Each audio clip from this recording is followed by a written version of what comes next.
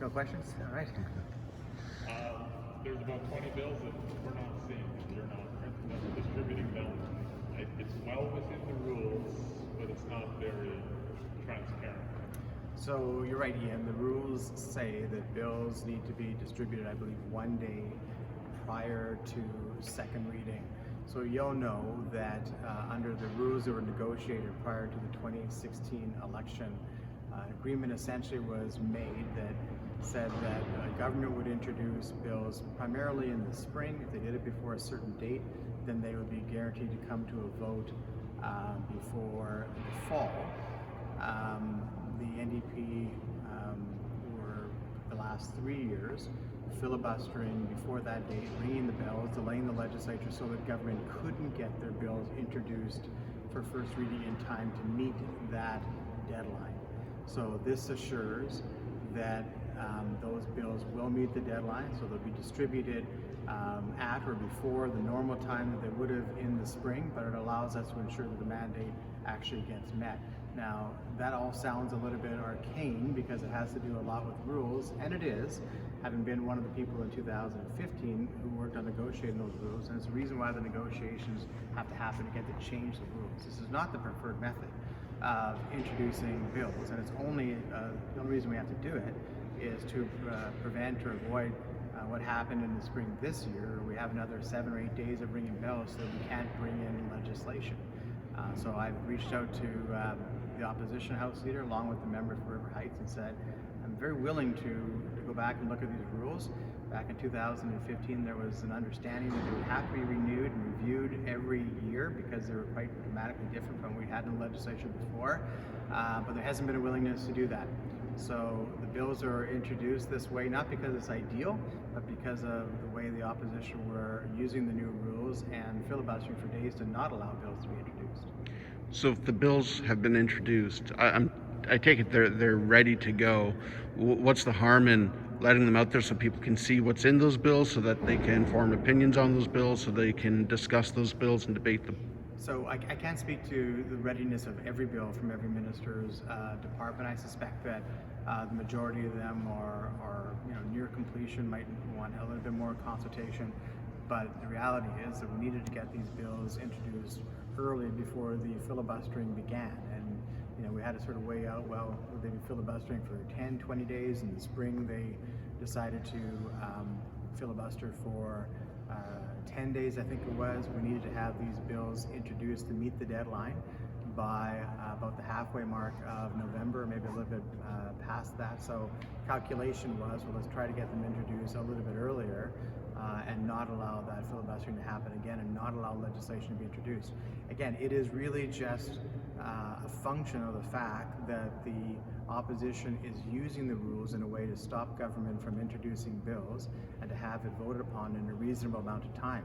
I don't think it's ideal, and as someone who helped to craft the rules in 2015 together with Dave Chomiak and Steve Ashton and John Gerard, it's not how it should function. The filibuster isn't as it should function, and we're more than willing to change the rules to in a way that it meets every party's needs, and that is government has a mandate to introduce legislation, to have it voted upon in a reasonable amount of time. Opposition has a mandate to oppose things that they don't agree with, and I don't have concern about that. I was in opposition for a very long time. And so we want them to have the ability to oppose things that they don't like and to make their points, but not forever. And that's why we had to do it this way. Is it appropriate to have such a robust legislative agenda during a pandemic, which has clearly reached a crisis level where people are focused on, self-isolating and saving lives and hunkering down, and they really don't have the focus to participate in the normal debate that they would over some pretty substantive pieces of proposed legislation? Yeah, Tom, I think as the Premier said this morning, we have to be able to continue to do governing, and that we have to be able to do the things that government is expected to do even during difficult times. And so this legislation will be before the legislature for months yet, well into the spring, probably into some of it into the fall of next year.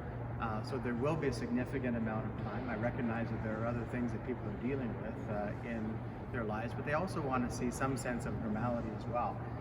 So while it's true that to a large extent there's many things that are not as normal, to the greatest extent possible, I think that people want to see government function in a way that is as normal as possible. So again, these bills aren't going to be voted upon or passed for months, and in some cases for a year, but to simply stop the operation of government for a year doesn't seem like a wise thing. Will you at least release the blurb that's on the inside front page of the bills when they're dumped on the couch upstairs? So, I mean, individual ministers, I'm sure, will be, as they determine is the right time, will be providing distribution of their bills. And so they'll have their own processes within their departments in terms of finalizing certain things. And so no one should take that the fact that the bills weren't distributed today doesn't mean that some or many of them won't be distributed in the relatively near future, and certainly before they would have been in any other time. So again, normally in the normal calendar of the legislature, if the rules are being applied the way they were meant to be applied, we weren't having opposition tactics to stop bills from being introduced, they would have been introduced and distributed in the spring. So my expectation is that most of the bills will be, of course, they're introduced now sooner. You've had a brief description from the ministers, but most of the bills will be distributed sooner than they would have in a normal time. So they'll be distributed sooner than they would have in the spring of next year. Will the chamber be going all virtual at any point? Hard to say. I mean, obviously, to some extent, we're following, guidance from public health, looking at what the orders are. The fact that we went to this reduced number of MLAs was really only decided and agreed upon late last night. So there was lots of discussions over the weekend, and I recognize that predicting what things are going to look like next week isn't that easy. And I appreciate the fact that opposition House leaders were available for the discussion over the weekend to both change how the House numbers were today, but also the estimates process that is going on now, which is now being done in a primarily virtual setting. And so we'll continue, to discuss things with opposition House leaders as the public health situation evolves, hopefully improves. But if it goes in any way other than improvement, of course, we'll have those discussions. Do you have the ability to go all virtual? We do. I mean, depending what definition of all virtual is. So there would always have to be within the chamber staff and moderators within the chamber, I believe, to and potentially the speaker to move the debate along to ensure that people are getting cued in at the right times. But essentially, every MLA could be virtual if need be. And I give a lot of credit to the clerk staff. I mean, a lot of work happened over the summer. Did some testing out of things. I wouldn't want to say I was a pessimist, but I wondered how this would work, and it's actually gone quite well. So I do believe that they would have the ability to go primarily virtual for members with a limited number of clerk staff in the Assembly. Could you tell us about Bill 45? Why is it important to centralize the negotiations of collective bargaining agreements? So this is something that for a long time, and I remember being in opposition, having members of the Manitoba Teachers Society come and advocate for centralized bargaining. So it's a long-standing position of MTS to have centralized bargaining. We have right now 38 different school divisions which essentially bargain at the local level on their own, even though agreements more or less come out to be somewhat similar with some changes, but it takes up a lot of time, obviously, to go through 30 different bargaining processes. So there aren't many provinces or any provinces that have such a focus on localized bargaining. So to have a central bargaining like you would in other sectors, to have one bargaining unit for teachers, which I'm sure will be the Manitoba Teachers Society, and then one designated bargaining agent for government is a more streamlined process, and probably in the end results in similar kinds of outcomes. There's some other education legislation that was introduced today. Is it fair to say we will see the education review before we see that before we're given the documents for that legislation? So, I mean, the expectation around the K-12 Commission is indicated in the throne speeches that it would be released, certainly sometime within the legislative calendar for this sitting. The challenge, of course, is, and I'm mindful of the fact that there are a lot of different challenges happening in the education system now that aren't all primarily focused on education, but are in many ways health related.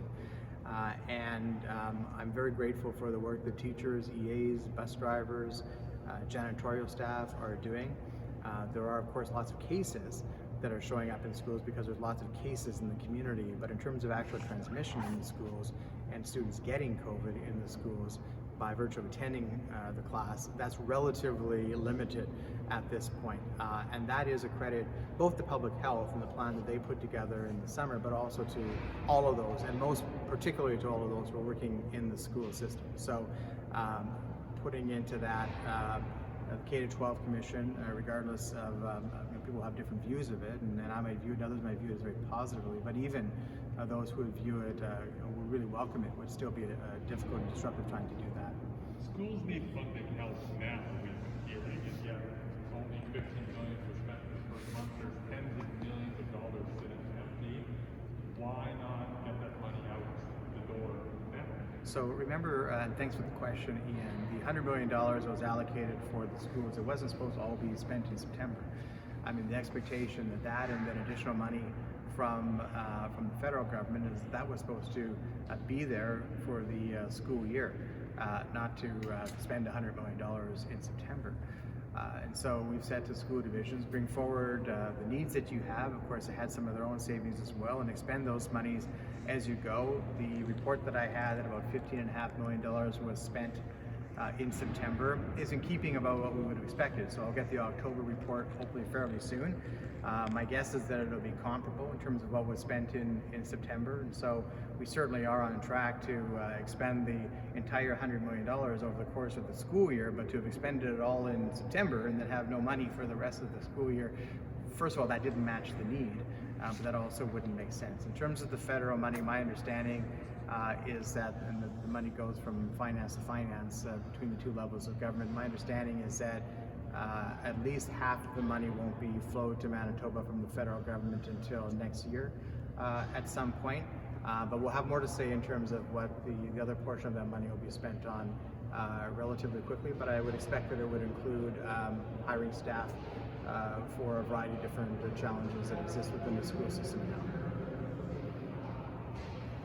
All right, thanks everybody. Have a great rest of the day.